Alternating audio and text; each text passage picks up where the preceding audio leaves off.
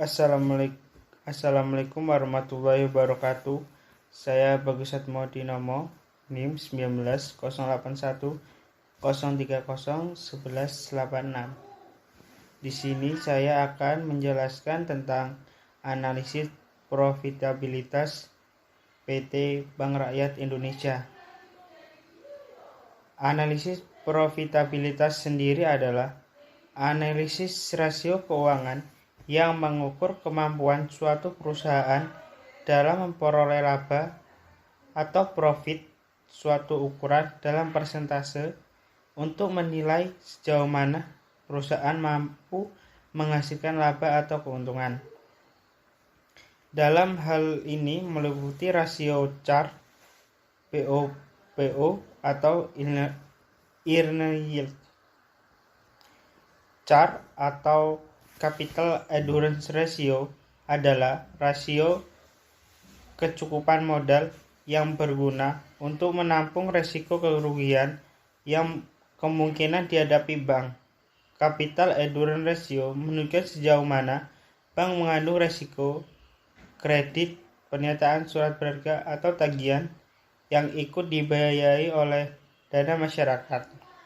Semakin tinggi Capital Endurance Ratio, maka semakin bank kemampuan terkait dalam menanggung risiko dari setiap kredit atau aktiva produktif yang berisiko.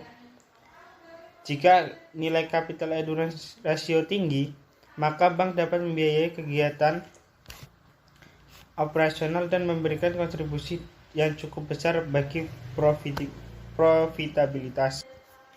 Inilah contoh perhitungan CAR berdasarkan jumlah modal dibagi dengan aset tertimbang menurut risiko ATMR. Pada tahun 2016, Bank BRI memiliki rasio CAR sebesar 22,91% dan 2017 sebesar 22,96% dan 2018 sebesar 21,21%. Dari hasil perhitungan di atas menunjukkan kurang mampunya Bank BRI dalam menyediakan dana untuk mengatasi kemungkinan risiko kerugian.